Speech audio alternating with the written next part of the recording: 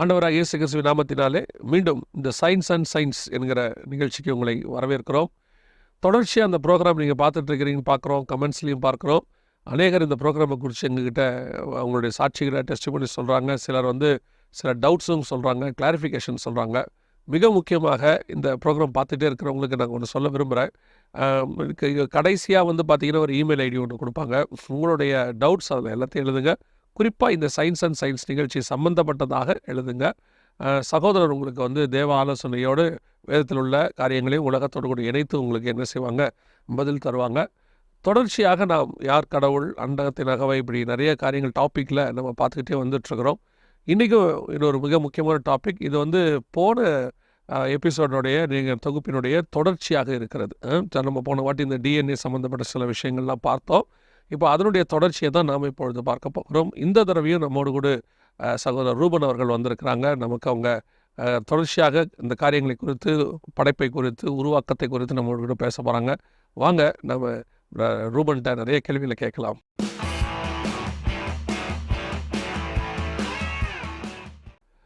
Price Lord brother. Praise Lord. மீண்டும் உங்களை சந்திக்கிற ரொம்ப சந்தோஷம். நடுவில் ஒரு 2-3 ஊழியத்தை நிமித்தமாக உங்களை சந்திக்க முடியல. பாஸ்டர் பிரகாஷ் உங்ககிட்ட நேர்காணலில் இருந்திருப்பார்னு நினைக்கிறேன். இப்போது நம்ம போன இதோடைய தொடர்ச்சிக்குள்ளே போகிறோம் இல்லையா? ஆமாம். நீங்கள் சொல்லுங்கள், அடுத்து நம்ம என்ன பண்ணலாம்? ஸோ ஒன்ஸ் அகெயின் அவங்க இன்விடேஷனுக்கு ரொம்ப தேங்க்ஸ். இது முந்தின தொகுப்பில் நம்ம எதோட முடித்தோம் அப்படின்னா, அந்த டிஎன்ஏவையும் டிஎன்ஏ கோடையும் ஒரு சாஃப்ட்வேர் கோடையும் ரெண்டையும் கம்பேர் பண்ணி பார்த்து, ஒரு டிஎன்ஏ கோடு சாஃப்ட்வேர் ரொம்ப சொஃபிஸ்டிகேட்டட், ரொம்ப அட்வான்ஸ்டு அல்காரிதம்னு சொல்லப்படுகிற கூகுள் சர்வீசஸ் நம்ம பார்த்த மாதிரி, கூகுள் சர்ச் ஆகட்டும், கூகுள் மேப்ஸ் ஆகட்டும், இல்லாட்டி யூடியூப் ஆகட்டும், இதெல்லாம் சேர்த்தா almost 2 billion lines of codes வரும் அப்படிங்கிறத நம்ம பார்த்தோம்.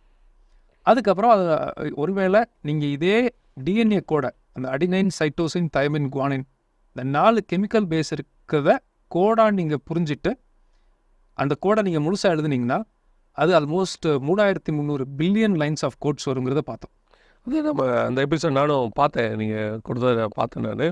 அதாவது நம்ம ஒரு சர்ச் இன்ஜின் கூகுள், இந்த ஒரு கான்செப்டை மட்டும், இந்த மாதிரி நிறைய சர்ச் இன்ஜின்ஸ் இருக்குது இல்லையா? அந்த நம்ம பேசுகிறது ஒன்றை பற்றி மட்டும். இந்த ஒரு சர்ச் இன்ஜினை எழுதுறதுக்கு எத்தனை பில்லியன் சொன்னீங்க? 2 பில்லியன் லைன்ஸ். 2 பில்லியன் லைன்ஸ் ஆகுது அப்படின்னு சொன்னீங்க. இப்போ டிஎன்ஏ எழுதுறதுக்கு, ஒரு மனுஷனை பற்றி டிஎன்ஏ லைன்ஸ் எழுதுறதுக்கு கிட்டத்தட்ட 3300 billion codes of lines of codes ஆகுதுன்னு சொல்கிறோம். ஆனால் இது எல்லாமே தானாக வந்துச்சுன்னு அவங்க சொல்கிறாங்க. ஆமாம், சொல்கிறாங்க. அதுக்கு தான் நம்ம ஒரு உதாரணம் சொன்னோம். டிஜிட்டல் லாங்குவேஜ் எப்படி ஃபங்க்ஷன் ஆகுதுங்கிறத பார்த்தோம். நான் எனக்கு ரொம்ப பிரயோஜனமாக இருந்துச்சு. அதாவது இந்த 0-1ங்கிறத நான் இது வரைக்கும் டிஜிட்டல் லாங்குவேஜாக தான் பார்த்துருக்குறேன். லாங்குவேஜ்னு சொல்லுவாங்க, ஹீப்ரூ ஒரு லாங்குவேஜ், இங்கிலீஷ் ஒரு லாங்குவேஜ். நானும் மெசேஜஸில் அதை யூஸ் பண்ணியிருக்கேன். பட் அந்த லாங்குவேஜுங்கிறது என்னென்னா, 0ங்கிறது ஒன்றும் இல்லாதது, கரண்ட் இல்லாதது. 1ங்கிறது மைக்ரோ டிரான்சிஸ்டர். 1ங்கிறது கரண்ட் உள்ள மைக்ரோ. இவ்வளோதான், இதுதான் லாஜிக். நான் அதை போன எபிசோடில் அதை நான் உங்கள்கிட்ட கற்றுக்கிட்டேன்னு வச்சுக்கோங்க. ரொம்ப சந்தோஷம்.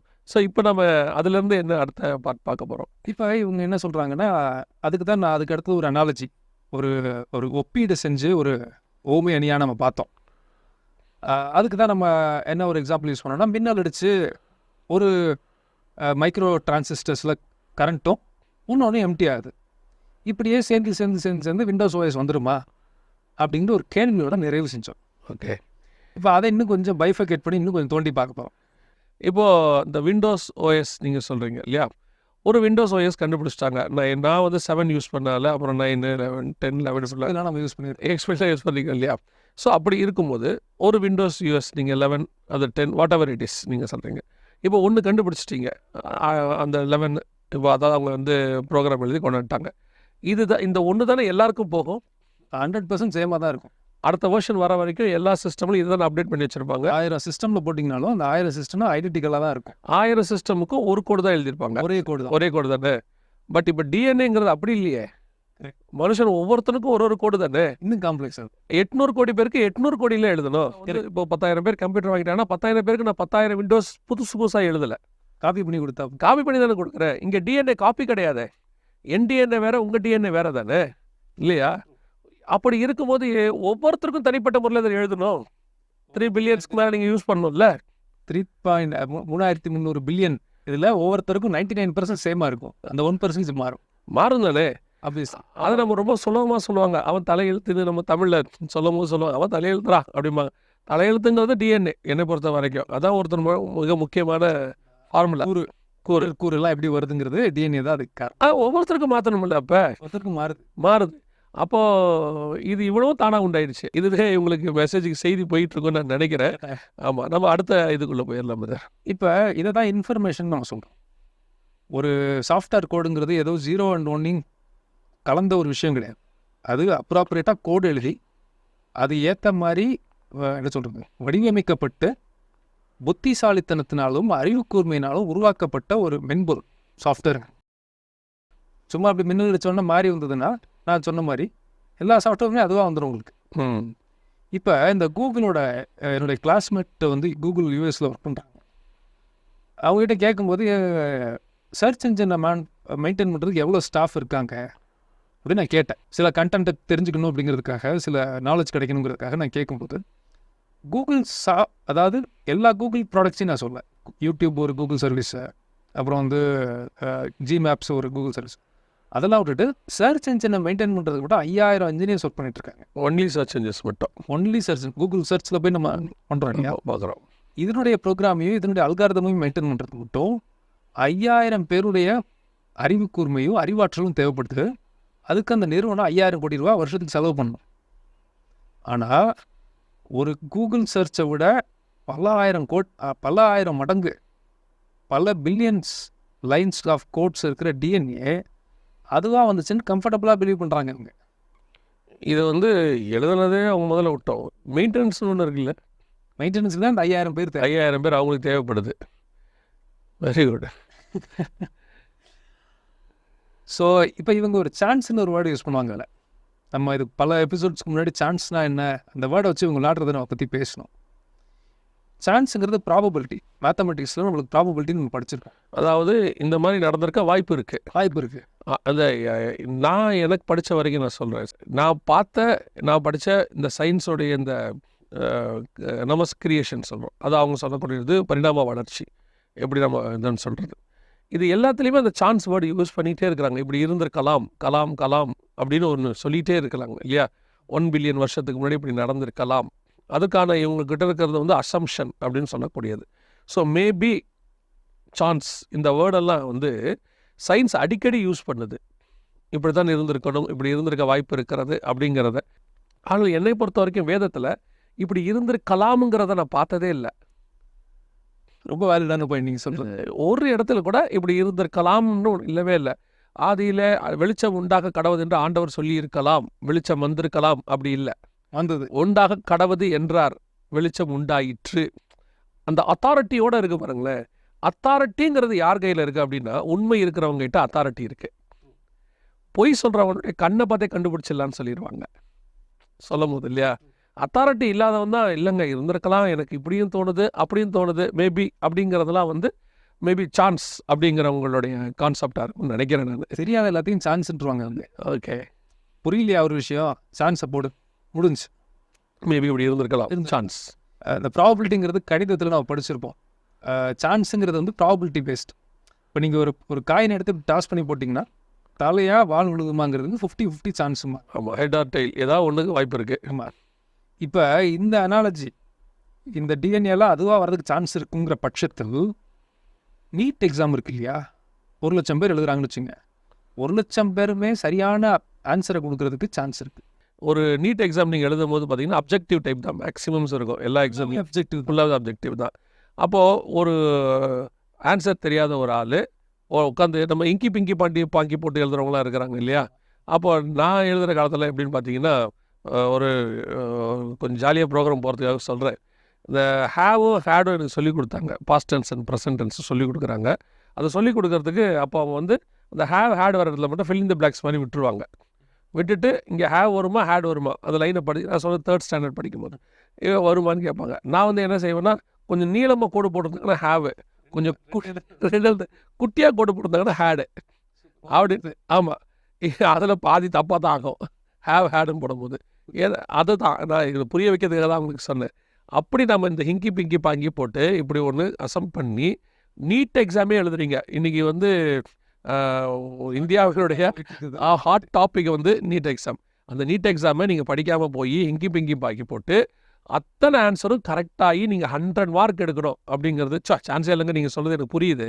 அவங்க இப்போ அப்போ தான் யோசிச்சுட்டு இருப்பாங்க. இல்லை எழுதுகிற அத்தனை பேருமே இதோட மார்க் எடுக்கிறது ஈஸி எப்படிங்கிறது நீங்கள் எப்படி பாசிபிலிட்டியோ சான்ஸோ அதே மாதிரி தான் இவங்க சொல்கிறதுக்கும் சான்ஸ் இருக்குது. அது ஈஸி, அதுவே ஈஸி. NEET எழுதுறதே easy. நீட்டில் 1,00,000 பேர் பையன் எழுதுறானா 1,00,000 பேரும் 720 மார்க் எடுத்தானா அந்த சான்ஸ் இவங்க சொல்கிறாங்களே ஒரு சான்ஸ். இதில் ரெண்டில் எது கஷ்டம்னு கேட்டிங்கன்னா இவங்க சொல்கிறது ரொம்ப கஷ்டம். டிஎன்ஏ வருது ரொம்ப கஷ்டம். நம்ம இது ரொம்ப எடுக்கலாம், எளிதாக எடுக்கலாம். நீங்கள் போன ப்ரோக்ராமே பார்த்தீங்கன்னா கொஞ்சம் ஈஸியாக அது புரியும் உங்களுக்கு. ஓகே, அதனுடைய தொடர்ச்சியாக தான் பேசு. ஏன்னா அந்த டிஎன்ஏ உருவானது எப்படிங்கிறத போன ப்ரோக்ராமில் பிரதர் சொல்லியிருக்காங்க. அந்த ப்ரோக்ராம் அந்த டிஎன்ஏ உருவான விதம் அந்த 2 சயின்டிஸ்ட் மில்லர் இவரும் உருவாக்குனது எவ்வளவு வந்து ஒரு அவங்க கொடுத்த தியரியின் படி அவங்க சொல்கிற கருத்து வந்து வாய்ப்பு இருக்குன்னு அவங்க சொல்கிறது எந்த அளவுக்கு உண்மையாக இருக்கும் நீங்கள் நம்புனீங்கன்னா, இப்போ நாங்கள் சொல்கிறது நீங்கள் நம்பி தான் ஆகணும். ஒன்றுமே படிக்காமல் போய் நீட் எக்ஸாம் எழுதுகிற அத்தனை பேரும் 100 எடுக்கிறது எப்படி பாசிபிலிட்டியோ அந்த பாசிபிலிட்டி. எக்ஸாக்டாக. ஓகே, ரொம்ப அழகாக நீங்கள் சொன்னீங்க. அதான் பிரதர், இப்போ இந்த டிஎன்ஏக்கே நம்ம வந்து இந்த அளவுக்கு பேசிகிட்டு இருக்கிறோம். ஏன்னா இருக்கிறத டாப் மோஸ்ட் டிஎன்ஏ பேஸ் பண்ணி தான் நம்ம பாடி இருக்குது. ஒரு மனுஷனுடையதான ஃபங்க்ஷன் அவ்வளோதான். அது இல்லாட்டி அது இல்லை. ஓகே, இப்போது நான் ரொம்ப பிரமிக்கிறது உண்மையும் கூட அதுதான். நம்ம உடம்புல இருக்க அடுத்த மிக முக்கியமான பார்ட் வந்து நம்ம மூளை இல்லையா? அந்த மூளையை வந்து இன்னைய வரைக்கும் வேறு எந்த மூளையாலையுமே புரிஞ்சிக்க முடியாதது தான் அந்த மூளை. எப்படி இத்தனை ஃப்ராக்ஷன் ஆஃப் த செகண்டில் என்ன அறிவு கேட்குறேன், ஃப்ராக்ஷன் ஆஃப் செகண்டில் வேலை செய்து இப்படிலாம் யோசிக்கிறோம்ல. நான் ஒரு நினச்சி பார்த்தாலே பிரமிக்கத்தக்க அளவுக்கு இருக்குது. அந்த மூளையும் இவங்க சொல்கிறபடி இப்படியே தான் உருவாயிருக்குதா? டிஎன்ஏலேருந்து மூளை உருவாச்சு அப்படின்னு இவங்க சொல்கிறாங்க. இப்போ அந்த மூளையினுடைய தன்மையை பற்றி கொஞ்சம் நம்ம பார்த்துருவோம். இந்த திரையில் பார்க்குறவரு இதுக்கு முன்னாடியே இவருடைய ரெஃபரன்ஸ் நம்ம எடுத்திருந்தோம், மிக்கை காக்கோ. ஓகே, மிக்கை காக்கோ இவங்களுக்கு தெரிஞ்சிருக்கோம். இருந்தாலும் ஒரு ரெஃபரன்ஸுக்கு சொல்கிறேன். 2012 சோலார் சுனாமி பற்றினதான ஒரு காரியத்தை உலகம் முழுக்க கொண்டு போனேன். அதை தெரியப்படுத்தின ஒரு மிக முக்கியமான ஜப்பானீஸ் சயின்டிஸ்ட். அவர் நம்ம இதில் வந்து காடை பற்றி கேட்டதுக்கு அவர் இல்லை எனக்கு தெரியாது அப்படின்னு ஒரு மனுக்கு முன்னாடி என்ன முன்னாடி இருந்துச்சுன்றத மிஸ்ட்ரின்னு சொல்லி முடிச்சவர் தான் மிக்கை காக்கோ. ஆமாம். இப்போ பிரெயினை பற்றி இவர் என்ன சொல்கிறாருன்னு நீங்கள் பாருங்க. We scientists underestimated the sophistication of the human brain. If you were to take a computer that would model the human brain, that computer would be the size of a city block. One city block of solid computers. It would be cooled down by a river and would need a nuclear power plant to energize. But your brain does it with 20 watts. So இந்த மிக்கை cacao என்ன சொல்கிறாரு அப்படின்னா, ஒரு brain ஈக்குவலண்ட்டாக ஒரு brain பண்ணுற வேலையை அதுக்கு ஈக்குவலண்ட்டாக செய்கிற மாதிரி ஒரு கம்ப்யூட்டர் செஞ்சால் ஒரு சிட்டியில் இருக்க பிளாக் மாதிரி ஒரு மூளை செய்கிற வேலையை செய்கிறதுக்கு ஒரு 2 ஃபுட்பால் கிரவுண்டு சைஸ் அளவுக்கு ஒரு கம்ப்யூட்டர் செய்யணும். நான் ஒரு காரியமாக டெக்ஸாஸ் போயிருந்தபோது முதல்ல நம்ம நிலாவுக்கு போயிருந்தாங்க இல்லையா, நீல் ஆம்ஸ்ட்ராங்லாம். அப்போ வந்து அவங்க யூஸ் பண்ண கம்ப்யூட்டர் வந்து 2 MB தான் இது. அவங்கள இது கெப்பாசிட்டி 2 MB தான். 1960s நான் சொல்கிறேன் உங்களுக்கு. Okay, 2 MB. அந்த 2 MB கம்ப்யூட்டரை அவங்க ஸ்டோர் பண்ணுறதுக்கு 2 ஃப்ளோர் யூஸ் பண்ணியிருந்தாங்க. 2 மாடி கட்டடம் யூஸ் பண்ணியிருக்காங்க. Ground floor and first floor மொத்தத்தையும் கனெக்ட் பண்ணியிருக்காங்க எல்லாத்தையும். நான் அதை லைவாக அவங்க காட்டினாங்க எப்படி இருந்துச்சு அப்படின்னு. அதாவது இவங்க நிலாவுக்கு போகிறதுக்கு அங்கேருந்து இங்கே காண்டாக்ட் பண்ணுறதுக்கு இவங்க பேசுகிறத பார்க்குறதுக்கு மட்டுமே அவங்க யூஸ் பண்ணுறது பார்த்திங்கன்னா அவ்வளோ தூரம் செஞ்சுருக்கிறாங்க 1960s. இது ரொம்ப லேட்டர் பாயிண்டில் இவர் சொல்கிறார். அது அப்போ இருந்த கம்ப்யூட்டர்ஸ் கிடையாது. இப்போ இருக்க சொஃபிஸ்டிகேஷன் கம்ப்யூட்டர்ஸே மூளைக்கு ஈக்குவலாக செய்யணும்னா 2 ஃபுட்பால் கிரவுண்டு சைஸில் கம்ப்யூட்டர் செய்யணும்.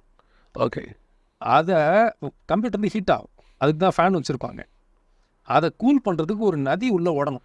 அதாவது அந்த 2 ஃபுட்பால் கிரவுண்ட் சைஸ் உள்ளதான ஒரு கம்ப்யூட்டரை கூல் பண்ணோன்னா, நாங்களாம் வந்துட்டு ஒர்க் பண்ணும்போது லேத்தில் மில்லில் ஒர்க் பண்ணும்போது ஒரு கூலண்ட்டுன்னு ஒன்று வந்துகிட்டே இருக்கும், ஆயில் ஒன்று வந்துகிட்டே இருக்கும். இப்போ நமக்கு ரேடியேட்டர் காரில் வச்சுருக்க இன்ஜினுக்கு ரேடியேட்டருங்கிற மாதிரி, அதே மாதிரி இப்போ நமக்கு உடம்புல வந்து இந்த வாட்டர் தண்ணி டீஹைட்ரேஷன் ஆகாமல் இருக்கிறதுக்காக தண்ணி வச்சுருக்கிறோம்.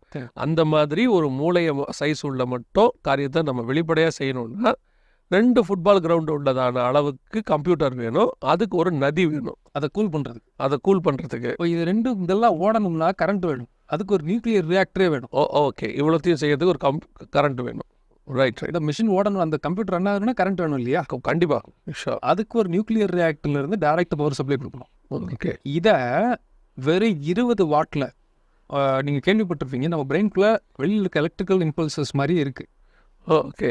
அந்த இம்பல்ஸ் எடுத்து 20 வால்ட் பல்பை நீங்கள் எரிய வைக்கலாம். நம்ம மூளைக்குள்ள கரண்ட் இருக்குது. அந்த இம்பல்ஸ் இப்போ ஹார்ட் வந்து ஃபங்க்ஷன் ஆகணுங்கிறதுக்கு அந்த கமாண்ட் வந்து இம்பல்ஸாக தான் வரும். ஓகே. ஸோ அது வந்து வெறும் 20 வாட்ஸ்லாம் நம்ம பிரெயின் பண்ணுது. இவ்வளோ விஷயத்தையும் 20 வாட்ஸில் பண்ணுது. வெறும் 20 வாட்ஸில் பண்ணுது. ஸோ டியூப்லைட்டுக்கே 40 வாட்ஸ் தேவைப்படுது. அதோட கம்மியான எனர்ஜி எஃபிஷியண்ட்டாக இது பண்ணுது. ஓகே. இப்போ நீங்கள் பாருங்கள், திரையில் பார்க்குறது பிரெயினுடைய சர்க்கியூட் டயக்ராம். ரெண்டு இன்ஜினியர்ஸ் 6 வருஷம் டைம் ஸ்பெண்ட் பண்ணி பிரெயினுடைய ஸ்கிமேட்டிக் டயக்ராம்னு நம்ம சொல்கிறோம் இல்லையா, எலக்ட்ரானிக் கேட்ஜெட்ஸுக்கெலாம் உங்களுக்கு வந்து இந்த சர்க்கியூட் டயக்ராம்னு ஒன்று வரும். அதை பார்த்தா நம்ம ரிப்பேர் பண்ணுவோம். இது வந்து நீங்கள் திரையில் பார்க்குறது பிரெயினுடைய schematic diagram or circuit diagram. Okay. இப்போ அடுத்தது நான் உங்களுக்கு ஒன்று காமிக்கிறேன். இப்போ நீங்கள் பார்த்துட்ருக்குது iPhone XS இருக்கு இல்லையா, iPhone X, அதனுடைய சர்க்கியூட் டயக்ராம். Okay, good. இப்போ இது ரெண்டுக்கும் கம்பேர் பண்ணோம்னா இந்த iPhone XS உடைய ஸ்கிமேட்டிக் டயக்ராம் ஆர் சர்க்கியூட் டயக்ராம்ங்கிறது ஒன்றுமே கிடையாது. அதை விட பல கோடி மடங்கு காம்ப்ளெக்ஸ் தான் பிரெயினுடைய சர்க்கியூட் டயக்ராம். இன்னும் எக்ஸ்பிளைன் பண்ணோன்னா ஒரு நியூரானும் அதனோட 10,000 நியூரான்ஸோட கனெக்ட் ஆகிருக்கு. சரி.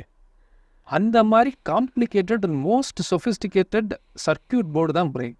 அதனால தான் இதை பற்றி யோசிக்கும் போது தலை சுற்றுதுங்கிறாங்களோ. ஏன்னா நீங்கள் பேசும்போதே எனக்கு தலை சுற்றுது. இந்த மூளை அங்கே இருக்கிறதா தலை சுற்றுதோ இருக்கலாம். ஓ, ப்ரைஸ் காட். இப்போயும் நான் திரும்ப அதே அனாலஜி தான் யூஸ் பண்ணுறேன். இவங்க சொல்கிறாங்க இல்லையா, அமினோ ஆசிட்ஸ் மட்டும் வந்து டிஎன்ஏ வந்துச்சு, டிஎன்ஏ வந்து மூளை வந்துச்சுங்கிறாங்க இல்லையா. வெறும் மண்ணையும் கார்பனையும் தூக்கி போட்டிங்கன்னா ஐஃபோன் அதுவாக வந்துடும். இன்னும் பற்றி சொல்கிறீங்க. காசை தூக்கி போடல ஐஃபோன் வரமாட்டேங்குது பிறகு, இப்போ லேட் ஆகுன்றாங்க. கார்பனையும், அதாவது அதோடைய மூலக்கூறு.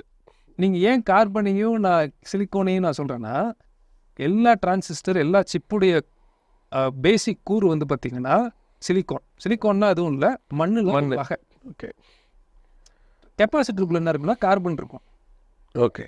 கார்பனையும் நீங்கள் சிலிக்கோனையும் தூக்கி போட்டிங்கன்னா ஒரு 150 வருஷத்தில் iPhone 15 Max Pro தானாய் வரும். அது எந்த அளவுக்கு சாத்தியம் நீங்கள் நம்புறீங்களோ அந்த அளவுக்கு சாத்தியம் மனுஷன் தானாய் உருவாக்கப்பட்டார் என்று சொல்லப்படுவது. டிஎன்ஏ வரது ஈஸி. அது அதோட சர்க்கியூட் வந்து ரொம்ப கம்மி, ஒன்றுமே கிடையாது. நத்திங் கம்பேரிங் டு மூளையோடைய சர்க்கியூட் டயக்ராம் கம்பேர் பண்ணிட்டு. இல்லை, இன்னொரு விஷயம், மனிதனுடைய முழுத்தையும் நம்ம பேசலை. இப்போ மூளையை பற்றி மட்டும்தான் பேசிகிட்டு இருக்கிறோம். ஓகே. இவங்க என்ன சொல்கிறாங்க, அமினோ ஆசிட்ஸ் வந்துச்சு, அதில் 4 வந்ததுனால அதுலேருந்து மூளை விளைஞ்சிச்சுன்னு சொல்கிறது உண்மையாக இருந்தால், நீங்கள் மண்ணையும் சிலிக்கானையும் போட்டு ஒரு 150 வருஷத்தில் iPhone Pro Max 15 வந்துச்சுன்னு சொல்கிறத நம்புறது இன்னும் எளிது, ரொம்ப ஈஸி. அப்போ iPhone Xோடைய காரியமே அவ்வளோ ஈஸின்னு சொன்னால், இந்த கார் வர்றது, 2 வீலர் வர்றது எல்லாமே அதோட ரொம்ப ஈஸியாக வந்துடும். ஆனால் நீங்கள் ஒன்றும் செய்ய வேண்டாம், ஃபேக்ட்ரி வேண்டாம், இன்ஜினியர்ஸ் வேண்டாம், எதுவுமே வேண்டாம். தூக்கி 4 கெமிக்கலை மட்டும் தூக்கி ரோட்டில் அப்படி போட்டு விட்டு போயிட்டீங்கன்னா 100 வருஷம் கழிச்சு வந்துடும். போடவும் வேண்டாம், தானாகவே வரும். ரப்பர் மரம் இருக்குல்ல, ஆமாம், ரப்பர் வரும். ஓகே. அப்புறம் தாதுலேருந்து இரும்பு வரும், அதுவாக சேரும், மின்னல் அடிக்கும், கார் அதுவாக வரும். காரையும் நீங்கள் ஆக்சுவலி ஓட்டணும். மனுஷனோட கதையெல்லாம் ஓட்டவும் வேணாம், அதுவாக ஓடும். இவங்க சொல்லக்கூடிய இன்னைக்கு இந்த தானியங்கி கார் வந்திருக்கிறது, இப்பொழுது ஆட்டோமேட்டிக் கார்ஸ், தானாகவே வரக்கூடிய டாக்ஸிஸ் எல்லாம் வந்திருக்கு. இது எல்லாத்தையுமே வந்து தானாகவே வரும். இவ்வளவும் எப்படி சாத்தியம்னு நீங்கள் நம்பிட்டீங்கன்னா, இவ்வளோத்தையும் நம்புனா அந்த ஆளுக்கு பேர் என்ன? அதாவது இப்போ இதை நம்ம சொன்னால் இவங்க என்ன சொல்லுவாங்க? நம்ம ஒரு ப்ராக்டிக்கலாக இருக்கக்கூடியதான விஷயத்த நம்ம வந்து சொல்கிறோன்னு வச்சுக்கோங்களேன். சரி, இந்த விஷயத்தெல்லாம் இப்போ நாம் காடை பேஸ் பண்ணி சொல்கிறோன்னு வச்சுக்கோங்க, இவங்க என்ன சொல்லுவாங்க? ஆனால் அவங்க வந்து நம்மளை வந்து பழமைவாதிகள் இப்படி தானே பேசுகிறாங்க. ஓகே. இதில் என்னென்னா, இந்த சயின்டிஸ்ட்லாம் பேசுகிறது என்னென்னா, நாங்கள் மிராக்கிள்ஸ்லாம் நம்ப மாட்டோம். ஓகே. அதாவது இப்போ ஆண்டவர் வந்து 4 நாள் லாசரு செத்து போயிட்டார், செத்து போய் உயிரோட எழுப்புறாரு. இது எவ்வளோ பெரிய மிராக்கிள்! ஒரு செத்தவரம் உயிரோடு இருக்கிறது எவ்வளோ பெரிய மிராக்கிள்! அது எப்படிங்க சயின்ஸில் இதில் நாங்கள் மிராக்கிள்ஸ்லாம் நம்புவோம் அப்படின்ட்டு இவங்க கேட்பாங்க. ஆனால் இவங்க நம்புகிறாங்க பார்த்தீங்களா, இந்த டிஎன்ஏ அதுவாக வந்துச்சு, மூளை அதுவாக வந்தது அப்படி இப்படின்ட்டு. இது அதோட பெரிய மிராக்கிள். ஆமாம், இல்லையா? தேவன் மனுஷனாக வராரு, செத்த உடம்பு இருக்குது அவருக்கு, உடம்பை கிரியேட் பண்ணுங்கிற அவசியம் அவருக்கு இல்லை. அங்கே லாசருடைய உடம்பு இருக்குது. லாசரோட உடம்பு இருக்குது. ஓகே.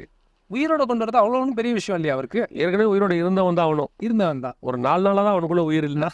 இல்லை, வண்டி 4 நாளாக பெட்ரோல் இல்லாமல் ஓடாமல் இருந்திருக்கு. இது திருப்பி பெட்ரோலை போட்டு ஓட்டணும். ஆமாம். இதை நாங்கள் நம்பவே மாட்டோம்னு மறுக்கிற இந்த சயின்டிஃபிக் கம்யூனிட்டி இதை மட்டும் நம்புறதுக்கு அவங்களுக்கு வந்து ஃபெய்த் இருக்குது. கேட்டால் அவங்க சயின்ஸ்ன்னு சொல்லுவாங்க.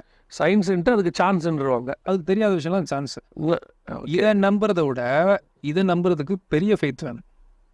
ஓகே. ஆமாம். இந்த சூப்பர் நேச்சுரல் மிராக்கிள் ஆண்டவர் செய்கிறது உங்களுக்கு நம்புறது கஷ்டமாக இருக்கிற பட்சத்தில் இவங்க பிலீவ் பண்ணுறது இதை விட பெரிய super super super natural miracle. அதாவது சொல்ல போனால் நாம் நம்ப முடிஞ்சதை நம்புகிறோம். கரெக்ட். இவங்க நம்பிக்கைக்கு வழியே இல்லாத ஒரு விஷயத்த நம்பிக்கிட்டு நம்புறத நம்ப மாட்டேன்னு சொல்கிறாங்க. நான் சொல்கிறது அவங்களுக்கு புரிஞ்சிருக்காது இப்போ, இல்லையா? அதான் உண்மை இப்போ. ரைட்ஸ். ஓகே. சார், இப்போ பிரெயினோட ஃபங்க்ஷனாலிட்டிஸை பற்றி இப்போ அவ்வளோ நேரம் பார்த்தோம். எனக்கு ஒரு சந்தேகம். இப்போ இது எல்லாமே மின்னல் வானத்துலேருந்து தானே வந்திருக்கணும்.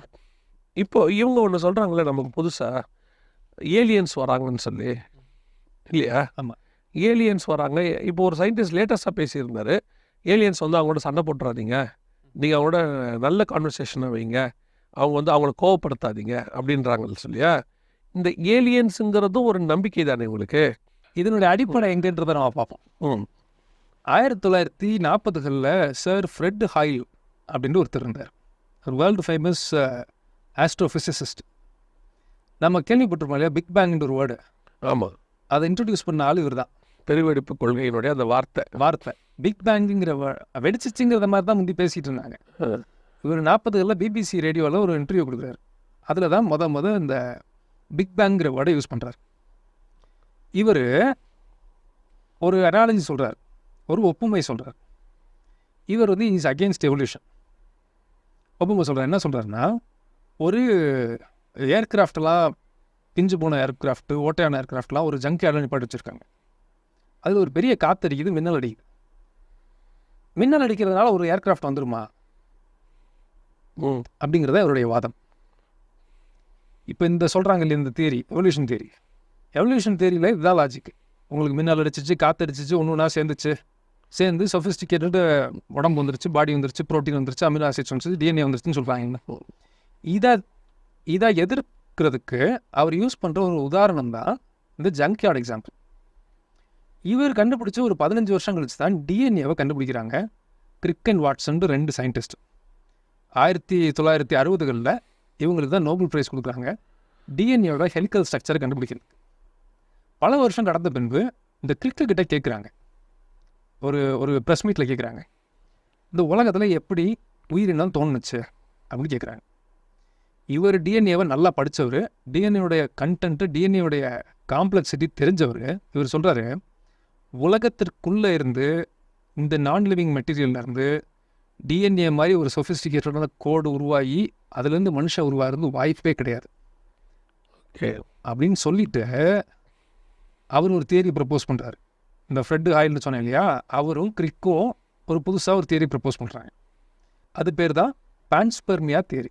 இந்த பான்ஸ்பெர்மியா தியரி என்னன்னா, வேற்று கிரக வாசிகள் இந்த பூமிக்கு வந்து உயிரினத்தை கொடுத்துட்டு, இந்த கோடெல்லாம் கொடுத்துட்டு உயிர் உருவாகிறதுக்கு காரணமாக இருந்தாங்க.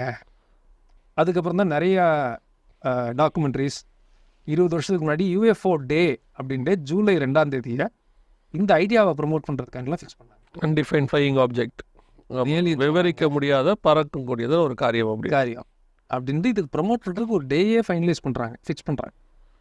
யோசிச்சு பாருங்கள், இந்த தலை வீங்கின ஒரு ஏலியன் மனுஷனை படைச்சிருக்கலாம் அப்படிங்கிறத கம்ஃபர்டபுளாக அனுப்புகிறாங்க. அது ஒரு சயின்டிஸ்ட் சொல்கிறாரு. அது நிறைய பேர் சொல்கிறாங்க. கிரிக் மாதிரி டிஎன்ஏவுடைய கோடை கண்டுபிடிச்ச, ஹெலிக்கல் ஸ்ட்ரக்சரை கண்டுபிடிச்சி நோபல் ப்ரைஸ் வாங்கின ஒரு ஆள் சொல்கிறார். ஆனால் காடு படைச்சாருன்னு சொன்னால் அதை மட்டும் நான் கேட்டுக்கிறேன். இந்த பூமிக்கு வெளியிலிருந்து இருக்கக்கூடிய இயேசு கிறிஸ்து தேவனாகிய கர்த்தரால் படைக்கப்பட்டவங்க தான் நம்பங்கிறத நான் 100% நம்புகிறேன். அவங்க சொல்கிற ஏலியனை நான் நம்பலை. நிச்சயமாக சயின்ஸ் படியும் பூமிக்கு வெளியிருந்து தான் உயிரினம் உருவாக இருக்க முடியும். படைக்கப்பட்டது ஒன்றும் உள்ளுக்குள்ளேருந்து வந்திருக்க முடியாது. அதான் டிஎன்ஏ சொல்லுது, சயின்ஸ் சொல்லுது. நாங்களும் அதைத்தான் சொல்கிறோம். பூமியை உண்டாக்கின தேவன் வெளியிருந்து தான் உண்டாக்கினார், உள்ளிருந்து உண்டாக்கலை. கடவுளை உள்ளிருந்து மனுஷன்தான் சிலர் உண்டாக்குறாங்களே ஒழிய உண்மையான கடவுளை உள்ளிருந்து மனுஷனால் உண்டாக்க முடியாது. அவர் தான் வெளியேறி மனுஷன் வந்து உண்டாக்கி இருக்கணும். அவ்வளோதான. அந்த கருத்துக்கு நான் ஒத்துக்கிட்டேன். ஸோ எனக்கு கடைசியாக ஒரு காரியத்தை நான் சொல்லி முடிக்கலான்னு நினைக்கிறேன். ஏன்னா ஆல்மோஸ்ட் நம்ம டைம் முடிவுக்கு வருது. என்னென்னா தமிழில் சொல்லுவாங்க, எனக்கு தமிழ் ஆர்வம் இருக்கிறதால சொல்லுவேன், உண்டானது ஒன்றும் தானாய் உண்டாகவில்லை, படைத்தவன் இல்லாமல் படைப்பில்லை அப்படின்னு சொல்லுவாங்க. So when there is a creator, when there is a creation, there must be a creator. So இப்போது இதில் வந்து நம்ம தெளிவாக இந்த எபிசோடில் என்ன பார்த்துருக்கோம் அப்படின்னா, எதுவும் தானாய் உண்டாகவில்லை, உண்டாகிறதுக்கு சான்ஸே இல்லை. அப்படி இருக்குன்னு சொல்லுவதற்கு நீங்கள் எதாவது சொல்ல முற்படுவீர்களானால், இப்போ எப்படி தானாக ஒரு ஐஃபோன் வந்து 150 வருஷத்தில் தானாக வரணும், இந்த மாதிரி காரியங்களெல்லாம் எப்படி தானாக வரும், நீங்கள் உங்கள் அறிவுக்கு ஒவ்வாமையை ஏற்றுக்கொள்வீர்களோ அதே மாதிரி தான் இதை ஏற்றுக்கொள்ள வேண்டிய கண்டிஷன்ஸ் வரும். ஆனால் உண்டாக்கிறதற்கு சயின்டிஃபிக்கலி ப்ரூஃப் இருக்குது, கர்த்தர் தான் நம்மளை உண்டாக்கிறார் என்பதற்கு. ஸோ இந்த நிலையோடு நம்ம இந்த எபிசோடை முடிக்கிறோம். கர்த்தர் சித்தமானால் வருகை தாமதிக்குமானால் இன்னொரு காரியத்தோடு கூட இந்த சயின்ஸ் அண்ட் சயின்ஸ் என்கிற நிகழ்ச்சியில் நம் சகோதரனை சந்திப்போம்.